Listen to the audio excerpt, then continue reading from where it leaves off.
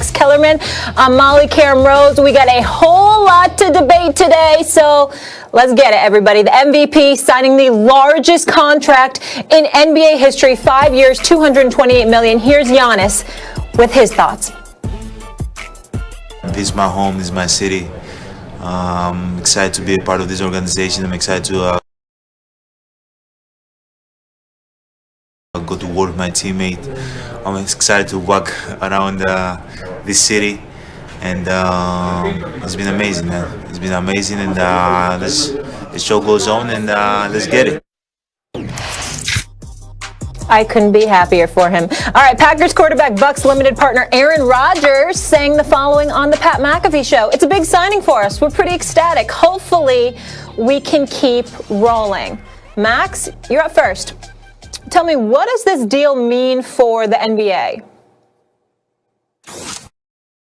Well, before I congratulations to Giannis for signing an almost $250 million contract, well deserved.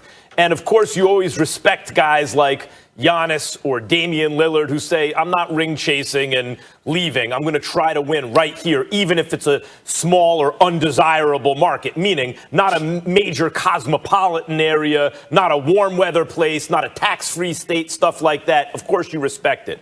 What this means, though, what the real implications of this, it's good for the Lakers. That was a good day for the Lakers. This morning is a good morning for the Los Angeles Lakers because Giannis was a balance of power player. Look, when KD left Oklahoma City, did anyone have a chance to beat the Warriors?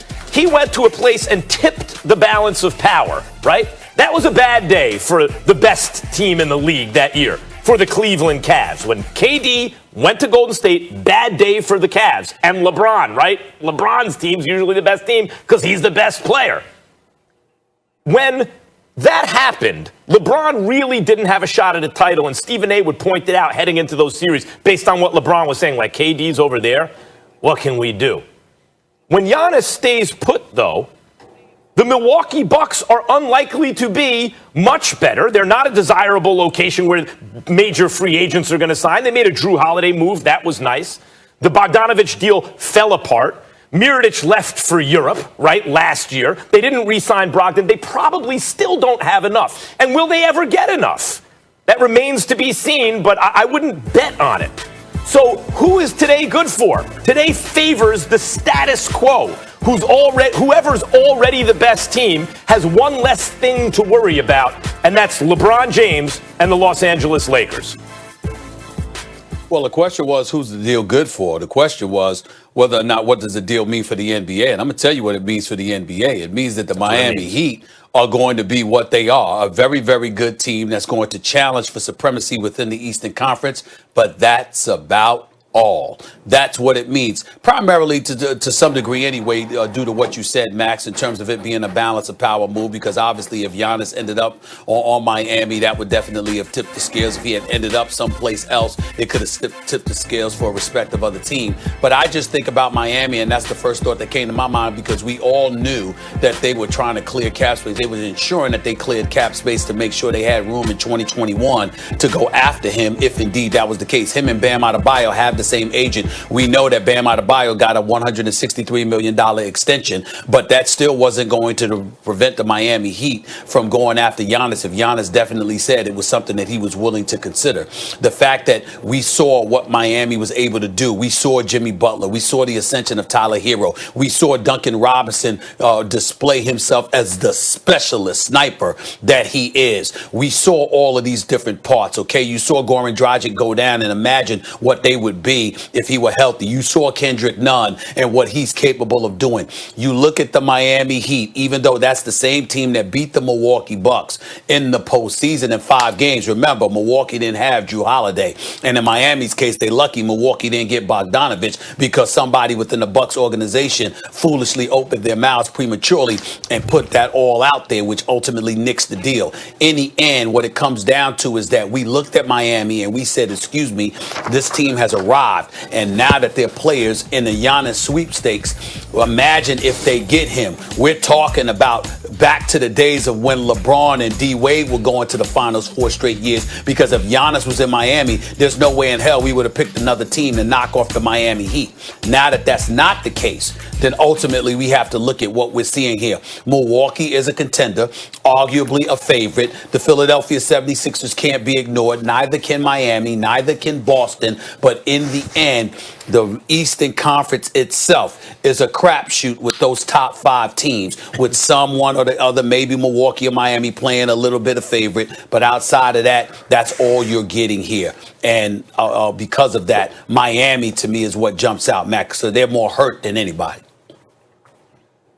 Well, I think that's right, but mainly what you're saying is because Giannis was linked to Miami. But Giannis didn't have to go to Miami to make that to be the balance of power. He could have gone to a half dozen teams at least, and we would have picked those teams, maybe even against the Lakers, right? That's my point. If KD would have stayed in Oklahoma City, that would have been great for LeBron in Cleveland, right? But he went to the Thunder, and it was a wrap. If Kawhi would have signed with the Lakers, why even play the season, right? As it turns out, the Lakers won anyway. Could you imagine what they would have done with Kawhi also on that team?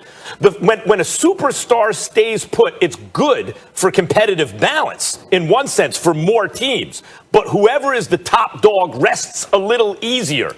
And to this morning, when I thought, who is this best for? You say, well, the Bucks. If they didn't trade him this year anyway, the Bucks are the same that they would have been. I didn't ask who was the best for. Even if they had gotten Bogdanovich, Stephen A., even if they had got Bogdanovich, but what does it mean for the NBA? It means the Lakers are still on top. That's what it means, and they will be on top for the foreseeable future.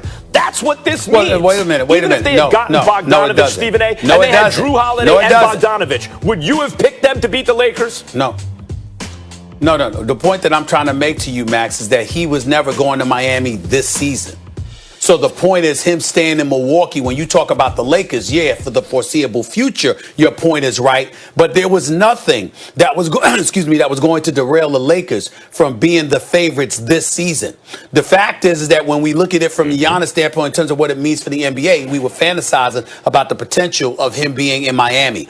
That is the catastrophic impact his decision to stay in Milwaukee has had. The fact that Miami is no longer...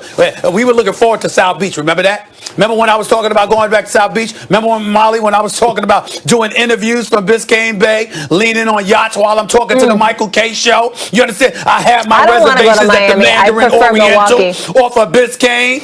You understand what I'm saying? All I'm saying... Really, Molly? Really, you going to say that with a straight face? You going to say that with a straight face, Molly? I see. Is that what you just said, Molly? Stop it. Stop it, okay? Bottom line is we can't look forward to that anymore.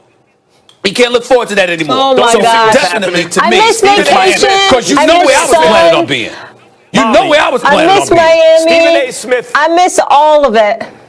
Molly, Stephen A. Smith accused me of not answering the question, when in fact we're reinterpreting the question to suit my purposes. That's not what happened. What happened is Stephen A. Smith heard this question and he didn't see what the deal means for the NBA. He said, what the deal means for Stephen A. Smith. All he could think about was he can't spend more time in Miami. Stephen A., that's what this comes down to. The question is, what does it mean for the NBA? I can explain. This should be called your own agenda, not First Take. Listen. I did answer the question. I did mean what I said. But it doesn't mean Max did not just make a very valid point, because I'll be damned if I wasn't thinking about myself too. Don't get me wrong. I meant what I said in terms of my basketball analysis, and I was telling the truth. But the back end of it, you're absolutely right. I was thinking about that too. Yeah.